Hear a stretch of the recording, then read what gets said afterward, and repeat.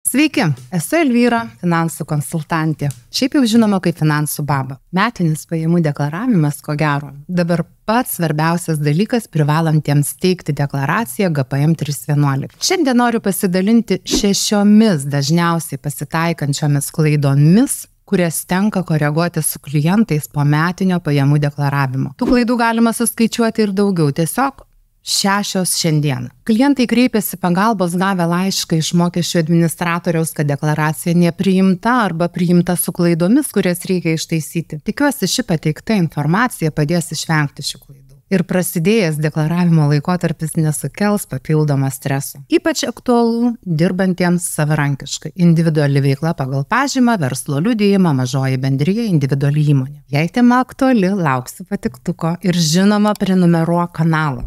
Pirmiausia, prieš pildant deklaraciją rekomenduoju sutikrinti duomenis pateiktus trečiųjų asmenų apie jums išmokėtas išmokas. Žingsniai, kaip tai yra daroma. Prisijungiam prie EDS sistemos, preliminarios deklaracijos, metinė pajamų deklaracija, pasirenkame 2023 metus, spaudžiam ant gaublio. Atsidariusiame naujame naršyklės lange matome peržiūrėti 23 metų pažymos kortelę.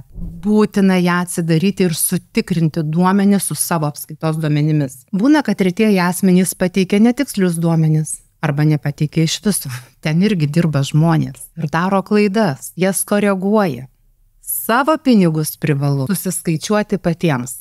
Nepasikliaukite kitais. Jei vykdai individualią veiklą su verslo liudijimu, atkreipk dėmesį, kokiu kodu tretieji asmenys, jei tai buvo sandoriai su juridiniais asmenimis, pateikia duomenys apie išmokas. Turi būti 92 kodas. Tuomet susižiūrėk, ar atitinka išmokų dydžiai. Kodėl tai svarbu? Jei pateiks 93 kodų, mokesčius teks susimokėti kaip su IDV pagal pažymą. Ir dar svarbu dėl 4500 eurų ribos. Nors vykdant veiklą su verslo liudijimu visi mokesčiai jau sumokėti, nes tai buvo fiksuoti mokesčiai, bet jei vykdai sandorius su juridiniais asmenimis, svarbu, kad nesusidubliuotų tavo ir juridinių asmenų pateiktos sumos. Sandorių suma su fiziniais asmenimis į deklaraciją įkelsi pagal savo pajamų išlaidų žurnalo duomenys. Teko tikslinti ne vieną deklaraciją, kai dėl sudvigubintų sumų sandoriai su juridiniais asmenimis buvo priskaičiuoti papildomi mokesčiai, nes viršijus 4500 eurų ribą pajamos buvo apskaitomos kaip su individualia veikla pagal pažymą. Taigi,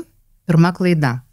Į deklaraciją jau būna sukeltos iš juridinių asmenų gautos išmokos, o gyventojas dar papildomai tas pačias sumas pakartoja. To nebūtų, jei apskaitos duomenys būtų sutikrinti su pažymos kortelės duomenimis. Paprastai duomenys į apskaitos kortelę būna sukeliami kovo pradžioje, nors juridiniai asmenys teikia deklaracijas apie išmokas iki vasario 15 dienos, bet dažniausiai vėluoja, taip kad neskubam. Primenu, kad su verslo liudijimu maksimali pajamų suma gali būti 45 000 eurų. Antra klaida. Pakankamai dažna situacija. Turi išsiėmę individualią veiklą, bet galvoja, nėra pajamų, nereikia deklaruoti. Deklaraciją teikti būtina, net jei mokestiniais metais pajamų iš veiklos ir nebuvo. Pajamos iš individualios veiklos su pažyma deklaruojamos 93 kodų. Perkopusiems 45 000 eurų pajamų ribą ir tapusiems PVM mokėtojais, į deklaraciją keliam sumas išminusavus PVM. Iš to seka trečia klaida.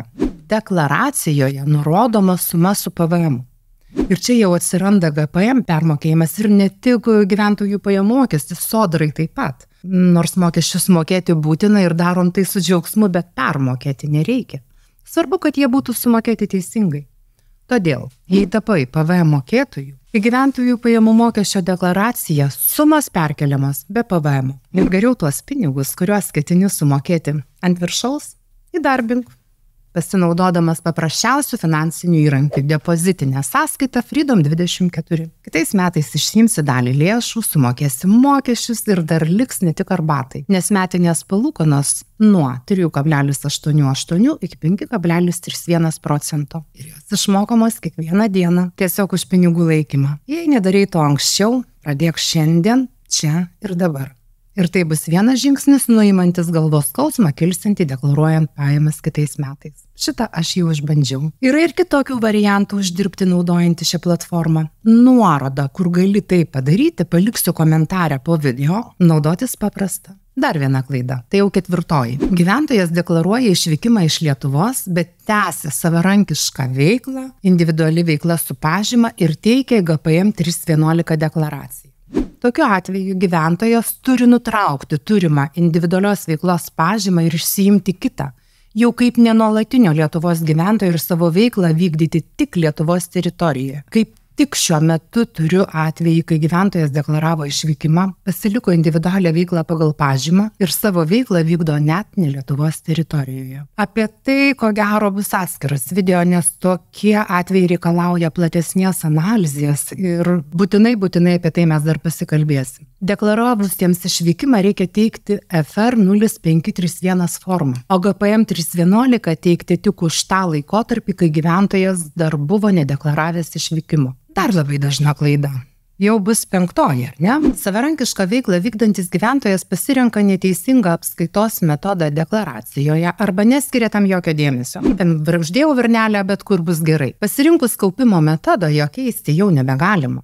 Nors tai buvo padaryta netyčia arba iš nežinojimo, o poreikis yra taikyti pinigų principą. Galima tikslinti paskutinių 3 metų deklaracijas ir atstatyti. Jei kaupimo metodas buvo pasirinktas anksčiau, belieka susitaikyti su tuo arba nutraukti individualią veiklą pagal pažymą ir pradėti iš naujo. Tai ypač svarbu, jei buvo sandoriai vykdomi su juridiniais asmenimis ir juridiniai asmenys nebuvo informuoti apie gyventojo pasirinkimą ir pateikė duomenis valstybiniai mokesčių inspekcijai pagal nutylėjimą pagal pinigų apskaitos metodą. O gyventojas taiko kaupimo. Jei atsiskaitimai vyko kalendorinių metų sandūroje, deklaracija raudonuoja, nes neatitinka skaičiai ir gali būti neteisingai paskaičiuojami mokesčiai. O mums svarbu teisingai deklaruoti pajamas, teisingai susimokėti mokesčius. Jei nežinai, kokią apskaitos metodą taikyti, ateik pas mane į konsultaciją. Nes taikyti kaupimo apskaitos metodą kai kuriais atvejais yra prievolė. Apie tai esu parengusi video, rasi šiame kanale arba parašyk komentarą, nukreipsiu peržiūrai. Ir 6 klaida. Dažnas vykdantis individualią veiklą pagal pažymą, pasirinkęs faktišką išlaidų apskaičiavimo būdą pagal sąskaitas, kai renka sąskaitas. Į deklaraciją sukelia visą apmokėtų sąskaitų sumą. Deklaracijoje išlenda nuostolis, nors asmuo teigia dirbęs pelningai. Tai būna todėl, kad nebuvo atlikta inventorizacija gruodžio 31 dienai ir ne visų patirtų išlaidų sumą reikia įtraukti į sąnaudas. Tai štai ta 6 klaida. Deklaruojamos sumažintas pelnas,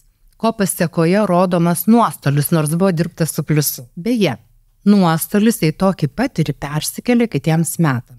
Bet turi būti taikomas kaupimo principas pajamoms apskaityti. Tai numato gyventojų pajamų mokesčio įstatymo 18 prim straipsnis. Šiek tiek plačiau apie nuostolio perkelimą, nes dažnas vengia tai daryti, galvoja, o dieve, čia galvos skausmas papildomas. Nuo 2018 metų mokestinio laikotarpio gyventojai vykdantys individualią veiklą, būtent GPM įstatymo 18 straipsnį nustatyta tvarka, sukauptais mokestiniais nuostoliais galės dengti visų rūšių vykdomos individualios veiklos pajamas neribotą laiką iki individualios veiklos pažymos galiojimo pabaigos. Svarbu paminėti, kad 2018 metų mokestiniu laikotarpiu su individualios žemės ūkio veiklos pajamų uždirbimu susiję leidžiami atskaitimai. Vėlgi pagal gyventojų pajamų mokesčio įstatymo to paties straipsnio nustatytą tvarką. Gali būti atimami tik iš šios rūšies veiklos pajamų. Tai štai tik tai tokia išimtis. Gyventojas, norintis perkelti mokestinio laikotarpio nuostolius, turi saugoti apskaitos dokumentus ir registrus. Taip pat kitus dokumentus susijusius su mokestinio laikotarpio nuostolio perkelimu. Manau, tai bus tiek šį kartą apie savarankiškai dirbančių klaidas ir iššūkius formuojant metinę pajamų deklaraciją. Klausimų lauksiu komentaruose. Ir žinoma, ačiū, kad žiūrėjai.